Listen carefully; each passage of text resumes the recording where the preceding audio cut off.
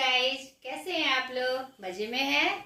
चलिए आज के पिता पहचान क्लासेस में मैं लेके आई हूँ क्षितिज भाग 1 क्लास 9 सीबीएसई के बच्चों का एनसीईआरटी बेसिस पे जो आपकी किताब है। काव्य खंड में पाठ 16 यमराज की दिशा। शीर्षक सुन के आपको लग रहा होगा ये कौन सी कविता है भाई, इसमें आखिर क्या संदेश है। नहीं तो हम जानेंगे आगे में। जिनके कवि हैं चंद्रकांत देवताले जी। तो आज के इस क्लास में हम जानेंगे कवि परिचय, कविता परिचय और व्याख्या, जिसमें यमराज की दिशा हमें पता चल जाएगी और उसके बाद उसके प्रश्न अभ्यास की तरफ भी हम चलेंगे। ठीक है, तो चलिए नाउ स्टार्ट कवि परिचय के साथ। चंद्रकांत देवताले ये हमारे समकालीन साठोत्तरी हिंदी कविता के प्रमुख रचनाकार हैं। ठीक है, साठोत्तरी मतलब क्या होता है बेटा? 1960 के बाद की जो कविताएं और रचनाएं हुई उन्हें क्या कहा गया? साठोत्तरी। हिंदी साहित्य के इतिहास में जब काल विभाजन किया गया तो उसका अलग अलग विषय वस्तु के रूप में अलग अलग आधार पर उसका विभाजन किया गया। तो साठोत्तरी का मतलब होता है 1960 के बाद की कविताएं और रचनाएं। तो हिंदी कविता के प्रमुख रचनाकार थे ये। इनका जन्म 7 नवंबर सन 1936 गांव जौलखेड़ा, जिला बैतल, मध्य प्रदेश में हुआ। ठीक है, इनकी जो भाषा थी हिंदी और मराठी थी। नाम से ही पता चल रहा है कि मराठी समुदाय से थे और इन्होंने हिंदी और मराठी दोनों में रचनाएं की। तो इनका जो विशेष योगदान है 24 भाषाओं में विशेष साहित्यिक योगदान। इन्होंने 24 भाषाओं में साहित्य में अपना योगदान दिया। 24 भाषाओं की जितनी भी रचनाएं संग्रह थे उसका अनुवाद करते हुए और 24 भाषाओं में उसका व्याख्यान किया। यह इनकी एक महत्वपूर्ण उपलब्धि है। इनकी प्रमुख रचनाओं में हड्डियों में छिपा ज्वर 1973, दीवारों पर खून से 1975, लकड़बग्घा हंस रहा है 1980 तथा एक बहुत ही महत्वपूर्ण कविता माँ पर नहीं लिख सकता कविता। ठीक है, ये उनकी प्रमुख रचनाएं थी। और ये जो हमारे चंद्रकांत देवताले थे उन्होंने ग्रामीण परिवेश हो चाहे नगर परिवेश हो, जो मध्यम वर्गीय निम्न मध्यम वर्गीय परिवार का जो रूप था और आसपास की जो प्रमुख घटनाएं समाज में उस संदर्भ में घट रही थी और जो रूप उस समय का दिख रहा था, उन्होंने उनको बहुत सामने से महसूस किया और उस आने वाले संकट के प्रति हमें हमेशा से क्या किया? जागरूक किया और हमें संकेत दिया कि ऐसी अवस्था है, हमारे समाज की ऐसी अवस्था है। तो उन समय जो उनकी रचनाएं थी एक बहुत ही अच्छे संदर्भित रूप में आई थी समाज में, जिसने बहुत सारे संदेश दिए और हमारे अंदर जागरूकता जगाई और हमें सचेत भी किया। ठीक है, चंद्रकांत देवताले ने अपनी रचनाओं में दलित, वंचितों, आदिवासियों अथवा शोषित को भी जगह दी। नहीं, और सारी रचनाओं में उनकी जो स्थिति थी उनका उन्होंने चित्रण किया और उनकी कविताओं में न्याय पक्षधरता के साथ साथ ग्लोबल वार्मिंग जो आज हमारी प्रमुख समस्या है, नहीं उसके भी आधुनिक चुनौतियों पर विमर्श दिखाते नजर आते हैं। ठीक है, और उन्होंने जो ये संकट का जो रूप है जो हमारे सामने चारों तरफ दिख रहा है उनका तो उन्होंने चित्रण किया ही और साथ ही साथ इन चुनौतियों का सामना करने के लिए हमें तैयार रहने को कहा, ताकि वो संकट आए तो हम हर हाल में उसका सामना कर सके। इसी संदर्भ में इन्होंने बहुत सारी रचनाएं की। इनकी मृत्यु 14 अगस्त 2017 में हुई। तो आप इनकी इस कविता के माध्यम से, यमराज की दिशा के माध्यम से आप इस संदर्भ को और अच्छे से स्पष्ट जानेंगे। तो चलिए कविता की तरफ हम कविता को देखें और उसकी व्याख्या देखें। चलिए अब कविता के माध्यम से हम देखें कि चंद्रकांत देवताले जी कौन सा संदेश इस कविता के माध्यम से हमें दे रहे हैं। और यह कविता हमने जाना इनके परिचय में कि यह साठोत्तरी हिंदी कविता के प्रमुख हस्ताक्षर हैं, यानी 1960 के बाद जो कविताएं और रचनाएं आई उनमें इनका प्रमुख योगदान है। तो उसके उस समय का जो समय है, साहित्य क्या होता है, समाज का दर्पण होता है। तो उस समय 1960 के बाद जो हमारे समाज में, हमारे देश में जो रूपरेखा थी समाज की, उनका जो वर्णन उन्होंने किया है, एक बहुत ही विशेष महत्वपूर्ण क्या कहते हैं विषय वस्तु पे उन्होंने इशारा किया है। और यह जो कविता है सभ्यता के विकास की खतरनाक दिशा की ओर इशारा कर रहा है। ठीक है, चारों तरफ इस कविता के माध्यम से कवि दिखा रहे हैं कि हमारे चारों तरफ जीवन विरोधी ताकत है, नहीं जिसका सामना इंसान के लिए करना, हम लोगों के लिए करना एक तरह से कहिए तो मजबूरी है। लेकिन अगर जीवन जीना है तो हमें उनका सामना करना ही होगा और समूल उसका नाश भी करने का हमें प्रयास करना होगा, ताकि आगे आने वाली पीढ़ी इससे सुरक्षित रहे और इन संकेतों को अच्छे से समझे। जीवन के दुख दर्द के बीच जीती माँ अपशगुन के रूप में जिस भय की चर्चा करती थी हमारे कवि से, अब वह सिर्फ दक्षिण दिशा में ही नहीं है। यानी कहने का मतलब है कि एक समय था जब किसी विशेष जगह पर हम कहते थे यहाँ पर इधर मत जाओ भाई, यहाँ पर ये खतरा है, लेकिन आज वह खतरा सर्वव्यापक है, चारों तरफ वह दिख रहा है। अब हम खुद ही फैसला नहीं ले सकते कि कहाँ जाने से खतरा है या नहीं है। नहीं, सभी तरफ फैले विध्वंस, हिंसा और मृत्यु के चिन्हों को इंगित करते हुए कवि इस चुनौती के सामने हमें खड़ा होने का और क्या कहते हैं मौन रूप से खड़ा होने का और उसका सामना करने का साहस रखने का आह्वान करते हुए नज़र आ रहे हैं। तो चलिए देखते हैं यमराज की दिशा कविता। माँ की ईश्वर से मुलाकात हुई या नहीं कहना मुश्किल है, पर वह जताती थी जैसे ईश्वर से उसकी बातचीत होती रहती है और उससे प्राप्त सलाहों के अनुसार जिंदगी जीने और दुख बर्दाश्त करने के रास्ते खोज लेती है। तो यहाँ पर इस पंक्ति के माध्यम से कवि यहाँ पर यह इशारा कर रहे हैं, यह संदेश हमें दे रहे हैं कि जो हमारा उनका समय था, जब वो बचपन के जब उनके दिन थे, तो उस समय के हालात और आज के हालात में ज़मीन आसमान का अंतर है। उस समय जो चारों तरफ का माहौल था इतना विध्वंसक नहीं था, नहीं, वहाँ उस समय भी चुनौतियाँ थी, खतरे थे, हिंसा थी, लेकिन आज के बनिस्बत बहुत कम थी। लोग एक तरफ ऐसा सोचते थे कि ये करने से हमारे सामने ये गलत परिस्थितियाँ आ सकती है। तो उसी क्रम में हमारे जो गार्जियंस बड़े बुजुर्ग हुआ करते थे वह हमें सलाह दिया करते थे कि ऐसा करने से ये नुकसान हो सकता है, ऐसा करने से ये नुकसान हो सकता है। तो उसी बात को पे जोर देते हुए कभी इशारा कर रहे हैं कि ऐसा ये बात सच भी होती थी, नहीं ये बात सच होती थी, ऐसा लगता था कि उनको भगवान ने ये बात बताई हो और भगवान का संदेश वो हम तक पहुंचा रहे हो, और ये बात अक्षरशः उनकी सत्य भी होती थी और हम मान बैठते थे कि यहाँ पर जो जरूर भगवान का संकेत उन्हें प्राप्त होता है। तो वही बातें अपने माँ के संदर्भ में वह कह रहे हैं कि ऐसा लगता था कि माँ की ईश्वर से मुलाकात हुई या नहीं कहना मुश्किल है, पर वह जताती थी जैसे कि ईश्वर से उसकी बातचीत होती रहती है, क्योंकि वह जो भी निर्देश दिया करती थी, जो भी सलाह दिया करती थी और ज़िंदगी जीने और दुख बर्दाश्त करने के लिए वह रास्ता खोज लिया करती थी। यानी कि रास्ते पे चलने के लिए आप जीवन पथ पर जो चल रहे हैं तो उसमें जो खतरे आने वाले हैं उसके तरफ माँ पहले से इंगित कर देती थी, नहीं, और वह सच ऐसा होता था जैसे कि उसे पता हो, भगवान ने उसे इशारा कर दिया हो कि ऐसा कुछ होने वाला है। आगे की पंक्तियाँ देखिए।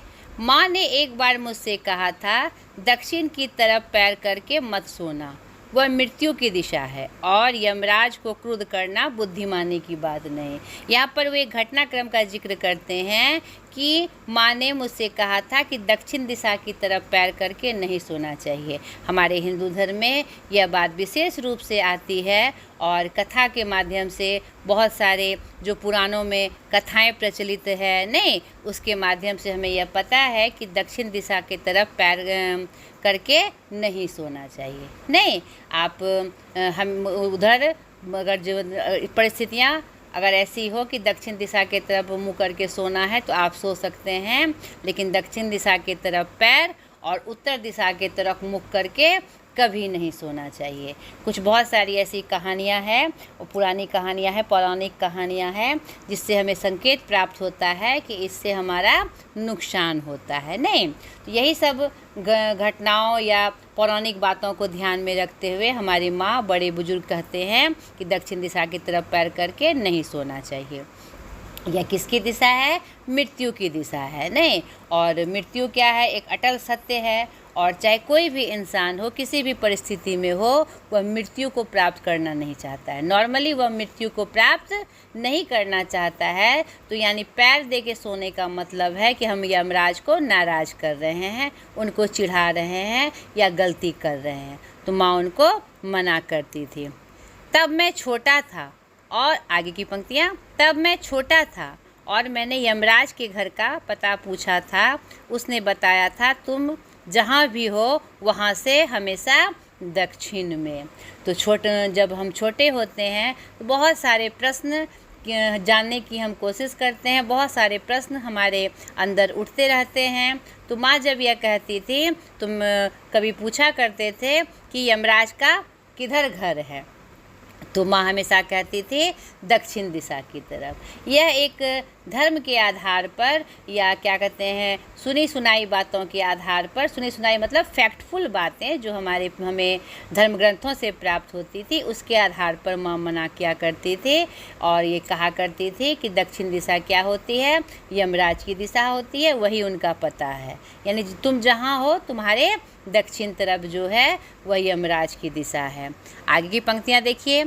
माँ की समझाइश के बाद दक्षिण दिशा में पैर करके मैं कभी नहीं सोया।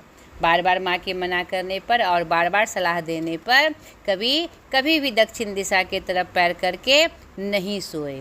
और आगे की पंक्तियों में वो बता रहे हैं, और इससे इतना फ़ायदा ज़रूर हुआ, दक्षिण दिशा पहचानने में मुझे कभी मुश्किल का सामना नहीं करना पड़ा, क्योंकि वह इसके प्रति सचेत रहते थे। और माँ की यह बात उनके दिल में अंदर तक बैठी हुई थी कि दक्षिण दिशा की तरफ पैर करके नहीं सोना है। तो जब भी कहीं वो जाते थे या कहीं भी वो क्या कहते हैं कुछ काम करते थे, तो उनको हमेशा से ध्यान रहता था कि दक्षिण दिशा की तरफ पैर करके नहीं बैठना है। इससे वह दक्षिण दिशा को अच्छे से पहचानने लगे थे, उसके प्रति हमेशा से जागरूक रहते थे। अपने घटनाक्रम में ये बता रहे हैं।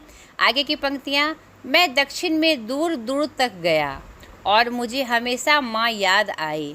दक्षिण को लांघ लेना संभव नहीं था, होता छोर तक पहुँच पाना तो यमराज का घर देख लेता। यहाँ पर अपने आगे की पंक्तियों को जोड़ते हुए वह कह रहे हैं कि माँ के इस सलाह से मेरे मन में उत्कंठा उठी थी कि शायद दक्षिण दिशा में यमराज का घर हो, और इसी क्रम में वह दूर दूर तक दक्षिण दिशा की तरफ गए, और लेकिन मुझे यमराज का घर नहीं मिला, क्योंकि दक्षिण दिशा की जो दिशाएं हैं उसका मतलब एक छोर तो पता है, दूसरा छोर का कहीं अता पता उन्हें समझ में नहीं आया। अगर ऐसा होता तो शायद वह यमराज का घर देख लेते। नहीं, यानी कि जो कठिनाइयाँ हमारे जीवन में आती है, तो मान की जो इंगित दिशा थी दक्षिण दिशा, तो मेरे मन में उत्कंठा थी, कभी के मन में उत्कंठा थी कि चलो देख आते हैं क्या सच में यमराज का घर है। लेकिन उनके दूसरे छोर तक पहुंचना, दक्षिण दिशा के दूसरे छोर तक पहुंचना उनके लिए असंभव था। आगे की पंक्तियां देखिए। पर आज अब इन पंक्तियों के माध्यम से कभी डायरेक्ट यह इशारा कर रहे हैं हमारे लिए, हमारे समाज में जो चारों तरफ जो हिंसा फैली है, जो विध्वंस फैला है, और जो चारों तरफ जो कठिनाइयाँ हमें झेलनी पड़ रही है उनकी तरफ हमारा इशारा कर रहे हैं कि आप पर आज जिधर भी पैर करके सो वही दक्षिण दिशा हो जाती है। इसका क्या मतलब? इसका ये मतलब है कि माँ हमें कहती थी कि दक्षिण दिशा में डर है कि वहाँ यमराज का घर है, तो उसे नाराज़ नहीं करना है। लेकिन आज हम क्या देखते हैं, किसी दिशा में भी कहने का उनका क्या मतलब है कि आज चारों तरफ, पूरब हो, पश्चिम हो, उत्तर हो, दक्षिण हो, हमारे चारों तरफ जो है कोई ना कोई बाधा, कोई ना कोई विध्वंस जाने किस रूप में छिपी हुई है। और ये जो कि ये एक कठिनाइयों का, एक कष्ट का प्रतीक है। और उस कष्ट के प्रतीक की तुलना यमराज से की गई है कि चारों तरफ अब यमराज बैठे हैं। अब क्या किया जाए? अब वो तो उनका तो नाराज़ होना एकदम निश्चित है, क्योंकि अब स्पेशल वो किसी एक दिशा में नहीं बैठे हैं, अब हमारे चारों तरफ बैठे हैं। उनसे कैसे बचा जाए? नहीं, अब चारों तरफ ही दक्षिण दिशा हो गई है, यानी चारों तरफ का जो हमारा माहौल है वह एकदम भयानक है, हमें डराने वाला है और हमें कष्ट पहुंचाने वाला है। जाने किस समय हमारे साथ कौन सी घटना घट जाए और हम यमराज के आसपास पहुंच जाए, यह कहीं से भी निश्चित नहीं है। नहीं, सभी दिशाओं में यमराज की आलीशान महल है। यानी कहने का मतलब है, कहीं भी जाइए चारों तरफ क्या दिखता है कि कहाँ से कौन सा मतलब कि घटनाक्रम हो जाए और कौन सा संकट हमारे सामने आ जाए वो हमें पता नहीं चलता, क्योंकि उसके बड़े बड़े आलीशान महल हैं। नहीं, जिसके पहुंच तक पहुंचना एक आम इंसान के लिए संभव नहीं है। वह चारों तरफ से उसके मतलब कि जो उसका आवरण है उससे घिरा हुआ है। नहीं, और वे सभी में एक साथ अपनी दहकती आँखों सहित विराजते हैं। और वह जो उनकी जो स्थिति है, उसे चारों तरफ यमराज जो बैठा है वह दहकती आँखों से, यानी क्रोधपूर्ण आँखों से वो हमें देख रहा है। यानी उससे बच पाना बहुत मुश्किल है। आज चारों तरफ की स्थिति इतनी गंभीर हो गई है। नहीं, अंतिम की पंक्तियों में आह भरते हुए कबीर कह रहे हैं, माँ अब नहीं है और यमराज की दिशा भी वह नहीं रही। आज माँ उनके साथ नहीं है और माँ जो बताया करती थी, दक्षिण दिशा में खतरे का संकेत दिया करती थी, वह भी अब नहीं रही ना। अब चारों तरफ क्या है, दक्षिण दिशा ही है, यानी चारों तरफ खतरे ही खतरे हैं। चारों तरफ संकट मुंह फैलाए, आंख धकाते बैठी हुई है, जो माँ नहीं जानती थी। माँ नहीं जानती थी क्योंकि माँ को यह अंदेशा नहीं था कि आने वाला समय इतना क्रूर और इतना भयानक होगा। इन पंक्तियों के माध्यम से कवि कविता को समाप्त कर रहे हैं। और बहुत ही महत्वपूर्ण कविता, मतलब उस समय की जो रूप है आज भी जो ये प्रासंगिक है ये कविता, उनकी यह कविता, क्योंकि आज भी जो चारों तरफ का हमारा माहौल है वह संशयपूर्ण है। हम कहीं से भी सुरक्षित नहीं हैं और जब हम घर से बाहर निकलते हैं या घर में भी होते हैं तो हमारे मन में अंदेशा बना रहता है, जाने कौन सी संकट किस समय कैसे किस रूप में पहुंच जाए। यानी चारों तरफ हम क्या कहते हैं, हिंसा और एक डर से घिरे हुए हैं। तो वही इसी की तरफ कवि इस कविता के माध्यम से इशारा कर रहे हैं।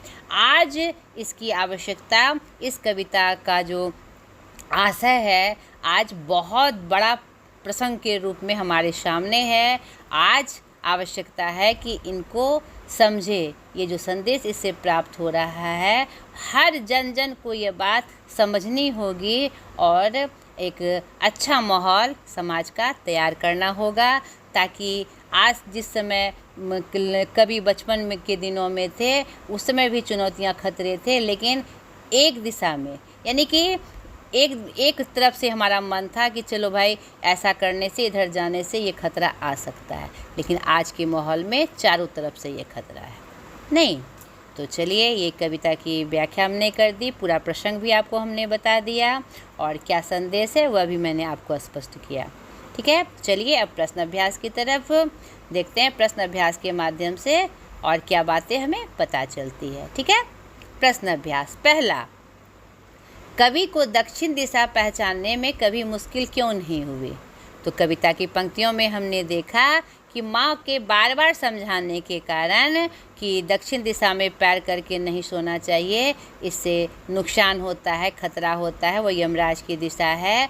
तो ये इसके प्रति कवि हमेशा सचेत रहते थे। कहीं भी जाते थे या घर में भी होते थे, कहीं स्थिर जगह पे भी होते थे, तो उनको अचानक से माँ की कही बातें याद आ जाती थी और वो तुरंत अनुमान लगाते थे कि दक्षिण दिशा किस तरफ है।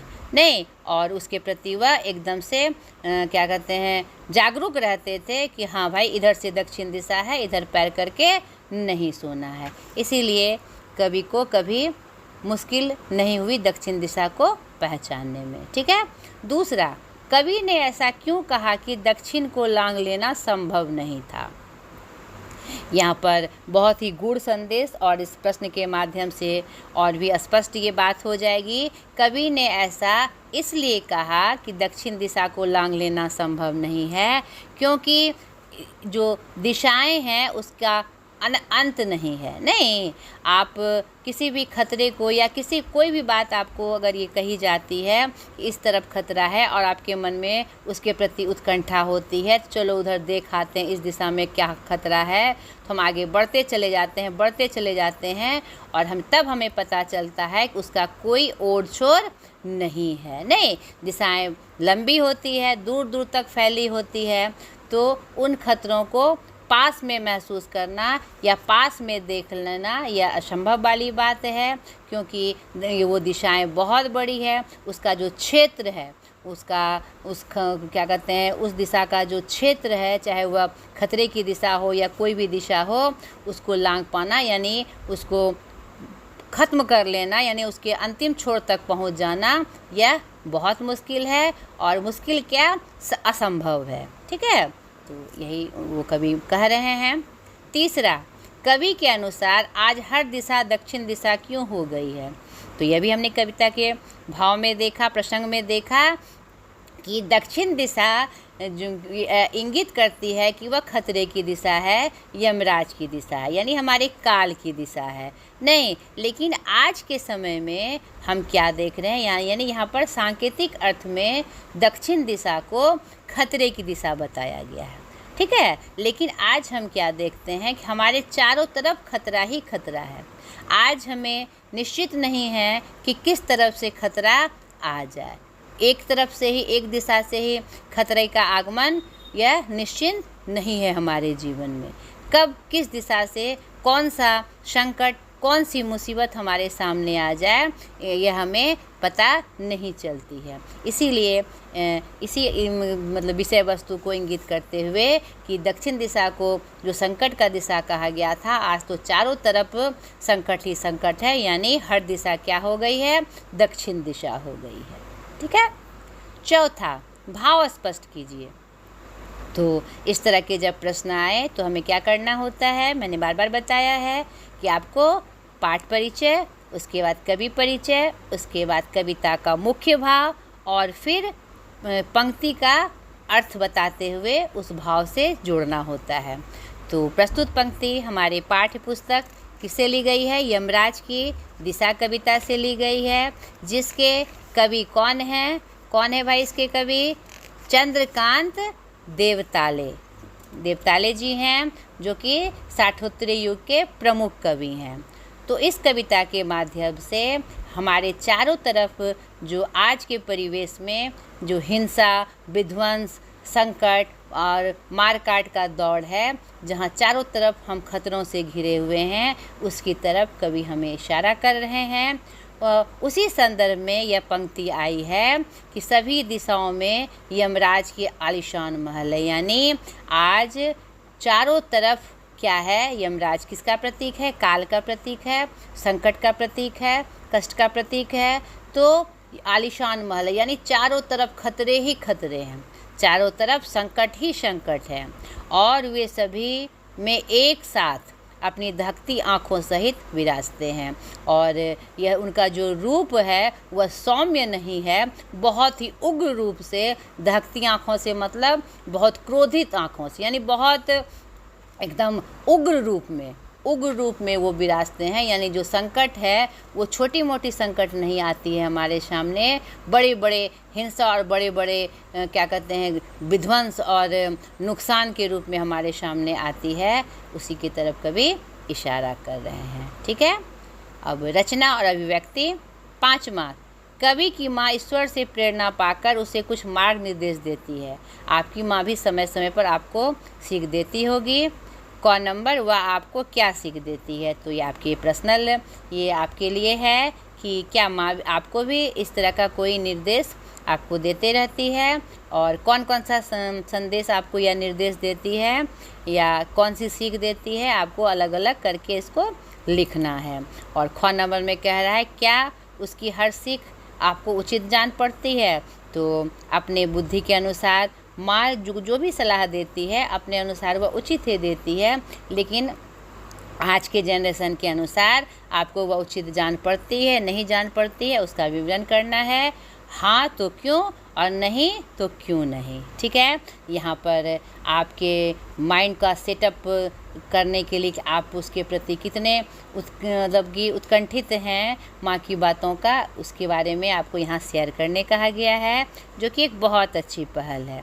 नहीं, यहाँ पर आपका जो एबिलिटी है, आप में जो योग्यता है इसको लिखने की, उसका यहाँ पर चित्रण हो जाएगा। ठीक है, तो आप ज़रूर करिएगा। 6, कभी कभी उचित अनुचित के निर्णय के पीछे ईश्वर का भय दिखाना आवश्यक हो जाता है। इसके क्या कारण हो सकते हैं? तो ये आपने शुरू से देखा होगा या परिवार में आपने देखा होगा, हमने भी अपने बचपन में महसूस किया था, आज बड़े होकर भी हम इसको महसूस करते हैं कि कुछ उचित अनुचित जब कुछ हम निर्णय लेते हैं तो वहाँ पर ईश्वर को माध्यम बनाते हैं, अपने भगवान को माध्यम बना के तब सोचते हैं कि यहाँ पर उचित होगा या अनुचित होगा। तो ऐसा करने से हमें एक सही मार्ग और एक सही ज्ञान के बारे में पता चलता है, यानी किसी बड़े को खासकर ईश्वर को साक्षी मानकर जब हम उचित अनुचित का फैसला लेते हैं तो हमारे मन में यह भावना होती है कि यहाँ पर हमें गलती नहीं करना है, गलती से भी गलती नहीं करना है, तो हम सही फैसला ले पाते हैं। नहीं, यही कारण है कि कभी कभी उचित अनुचित के निर्णय के पीछे ईश्वर का भय दिखाना आवश्यक हो जाता है। हम इंसान हैं, हमसे बहुत सारी गलतियां होती है। अगर हम ईश्वर को साक्षी बना दें किसी बात के लिए, विशेष बात के लिए, तो सही निर्णय लेने में हमें क्या होती है? सहायता मिलती है। ठीक है बेटा। अब नेक्स्ट, पाठ्येतर सक्रियता। कवि का मानना है कि आज शोषणकारी ताकतें अधिक हावी हो रही है। हम देखते भी हैं, आज कहीं भी जाइए तो आपको मतलब कि पेपरों में, न्यूज़ चैनल्स में आप देखिए ऐसी ऐसी आपको घटनाएं मिलेंगी, ऐसे ऐसे विषय वस्तु का जिक्र आपको मिलेगा जिसको सुनकर कानों पे सुन के विश्वास नहीं होता, आँखों देखकर उस पर विश्वास नहीं होता, लेकिन ऐसी घटनाएं हो रही है हर जगह, हर क्षेत्र में हो रही है। कुछ नज़र आती है और कुछ हम नज़र आकर भी है उसे हम क्या कर देते हैं? नज़रअंदाज कर देते हैं। तो आज की शोषणकारी शक्तियाँ विषय पर एक अनुच्छेद लिखिए। तो आप जो समाज में देखते हैं या अनुभव करते हैं या बड़ों से सुनते हैं या उस संदर्भ में आपको क्या अनुभूति होती है, उसके बारे में आपको एक छोटा सा अनुच्छेद, एक पैराग्राफ लिखना है। तो आपको इसमें शिक्षकों, सहपाठियों, पड़ोसियों, पुस्तकालय आदि से मदद ले सकते हैं। तो इसमें आप जिसकी भी मदद की आवश्यकता हो या आपसे नहीं हो रहा तो आप मुझे भी कमेंट करिए, लेकिन पहले खुद कोशिश करिए कि आज की शोषणकारी शक्तियाँ कैसे हम पर हावी हो रही है, उसके बारे में ज़रूर लिखिए। ठीक है। तो सर्वप्रथम बेटा आप कविता की पंक्तियों को एक एक पंक्ति अच्छे से पढ़िए, उसको समझिए, उसके बाद जो मैंने व्याख्या बताई उसको ध्यान में रखना है, कवि परिचय का भी ध्यान रखना है, तब आप प्रश्न अभ्यास बनाएंगे तो आपसे एकदम सटीक बनेगा। मैंने इशारा आपको कर दिया तो उसमें आप बहुत सहायता मिली होगी आपको। तो आशा करती हूँ ये आपको पसंद आया होगा। आज तक के लिए इतना ही। अगले वीडियो में फिर एक नए विषय के साथ, एक नए पाठ के साथ मैं हाजिर होंगी। आज तक के लिए इतना ही। बाय।